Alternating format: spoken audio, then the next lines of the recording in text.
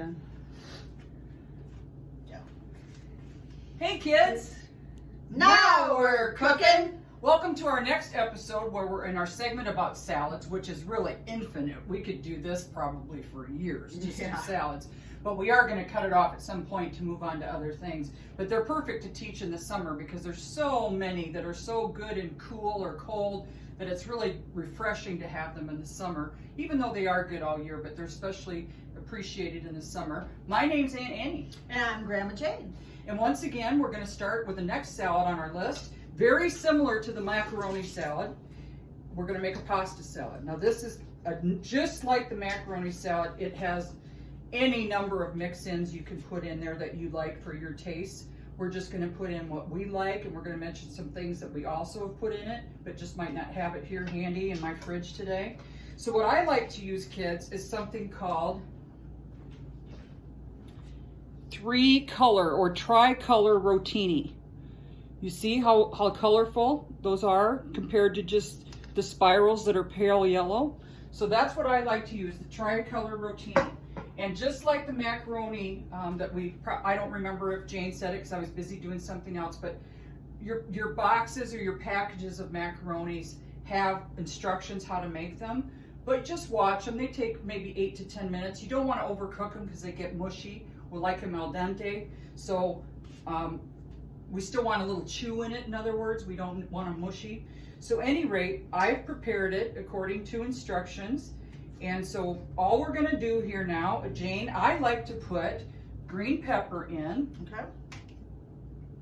And so while she's doing that, we'll talk about some other things that are gonna go in.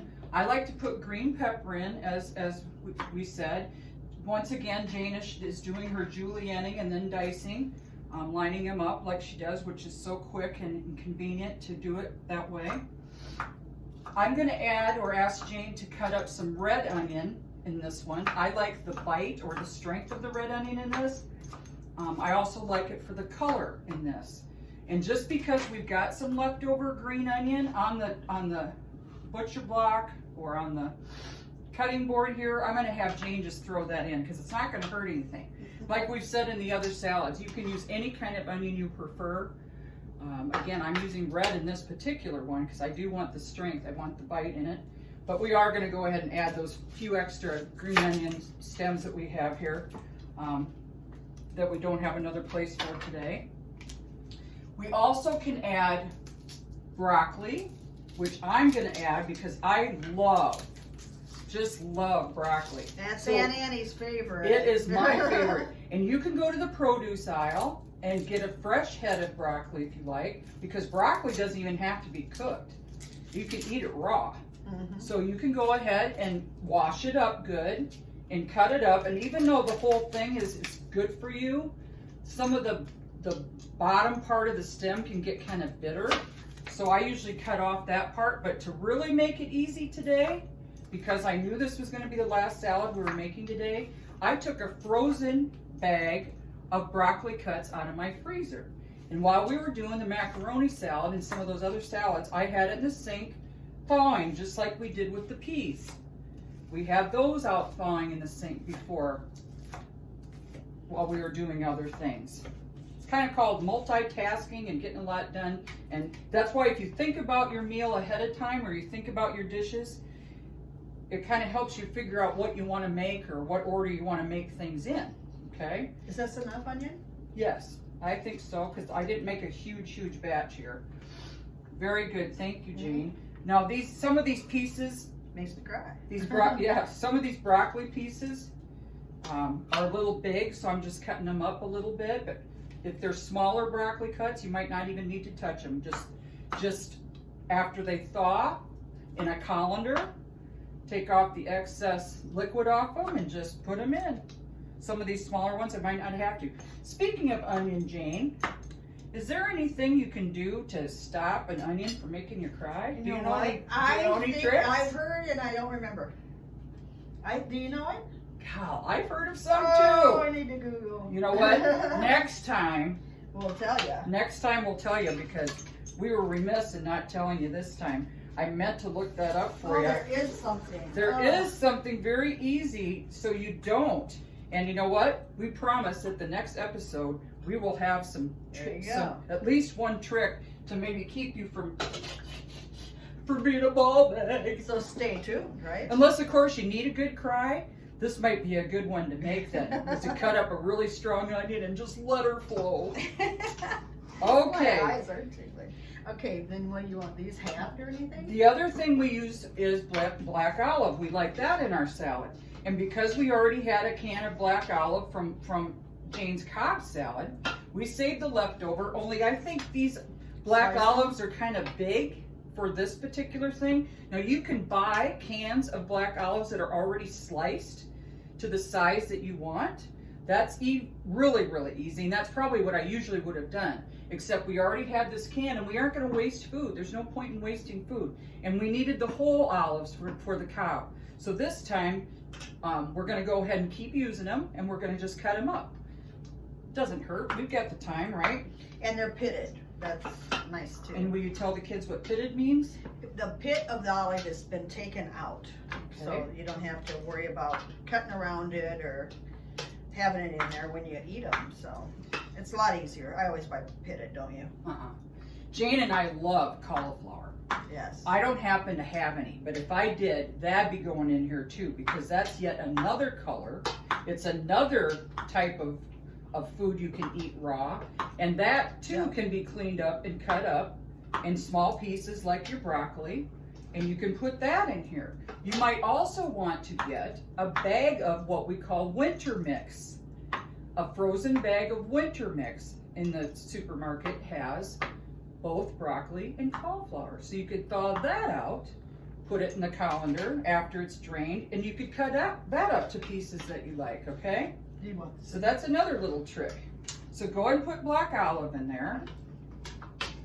Again, we're going to be cauliflower-ish less this time.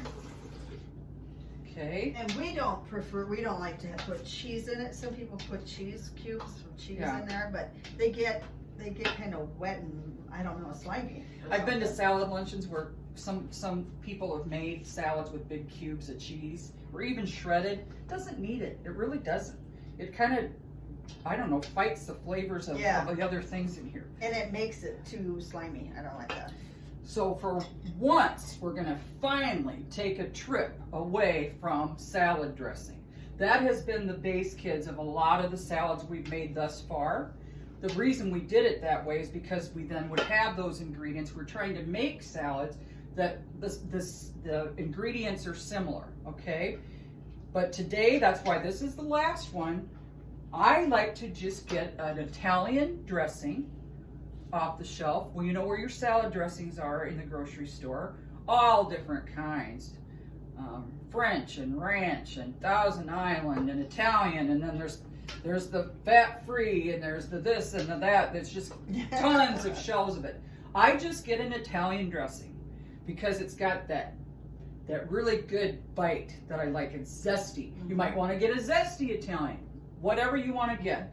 But because just like our salad dressings can have a little too much zest, I add sugar to it, okay? And again, you just kind of eyeball it.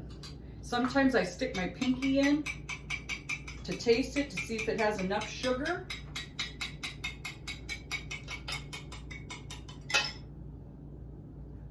And you can tell right away, huh? I think I can put a bit more. Now, just like the macaroni salad, some of you might want to just put a ton of dressing in your coleslaw or in your macaroni salad. Jayne and I kind of agree. Even if it is a little on the dry side, you can always add a little bit more later. Exactly. But once it's in there, I just don't like too much. It takes away from the other ingredients. Start slow with it. Stick your pinky in there. Jayne, what do you think? Is that sweet enough? Yeah, tastes good. Okay, now I'm not also going to put the whole thing in here till I see. I just like my noodles and vegetables coated. I don't want it saturated, like I said. And when things are oily, they go a long way. Yeah.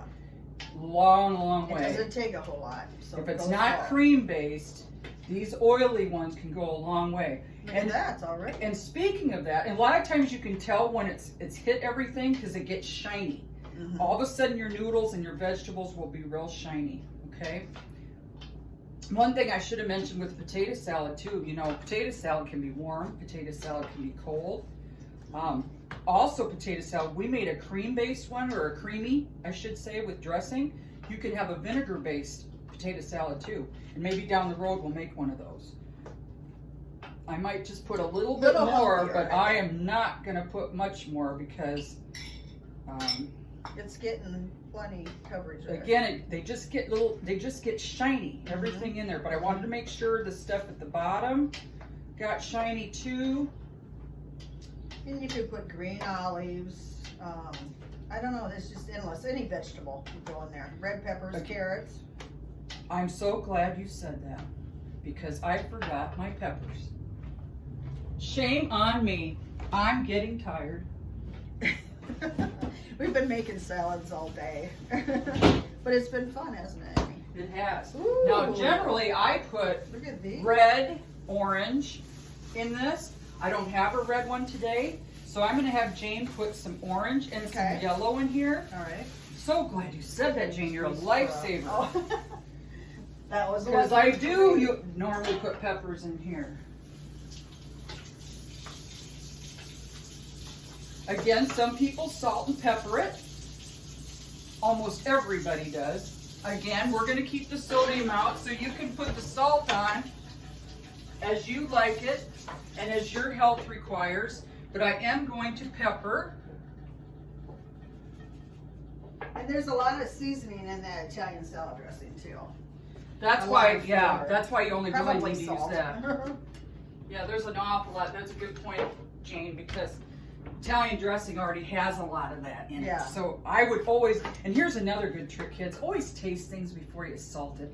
Yes. Don't make it an automatic habit where you dump a bunch of salt on something before you even taste it, because I guarantee, I've never been a big heavy salt user. No. In fact, I've gotten to the point where I don't even like crackers sometimes that are regular. I almost want to get the low sodium or low salt because I just don't like salt then can just overpower something. Exactly.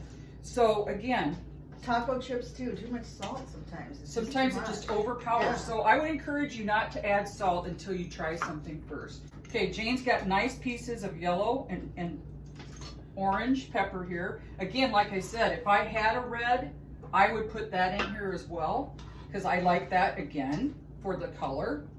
Some people put tomato in here. Yeah. I don't like to do that, I don't but like it. I don't like it in there. again, I don't like the tomato in with those other flavors for this particular salad, but you may want to. Again, that's up to you. I also think tomatoes can get kind of runny or soupy or something. Soupy, yeah. And I want these things to stay firm, or the noodles kind of rubbery. I don't want it to get that way. I don't even like to put a tomato on a burger or anything like that because it gets so wet. Yes, that's right. You know? So I'll show you what this looks like. Yeah. Again, if we had cauliflower and red pepper, we'd put it in. Now look how colorful that is and all the different textures.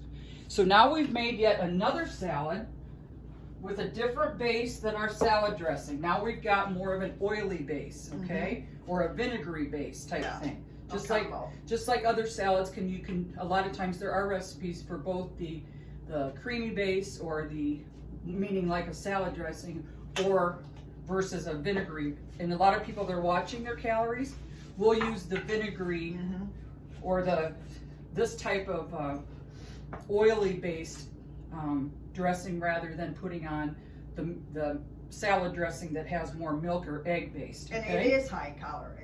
It is high in calories. So now I guess we can wrap this up. This is the last salad we're going to make for the day. Next time you see us in the next episode, hopefully we'll have a change of clothes. And maybe hair. I'm not sure if and hopefully our hair will be done. If not, you'll have to forgive us. Pandemic hair.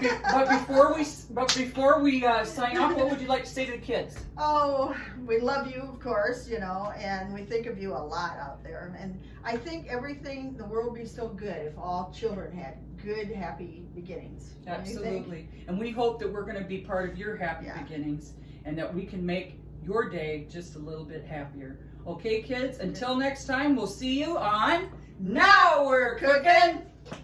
See you next time, kids.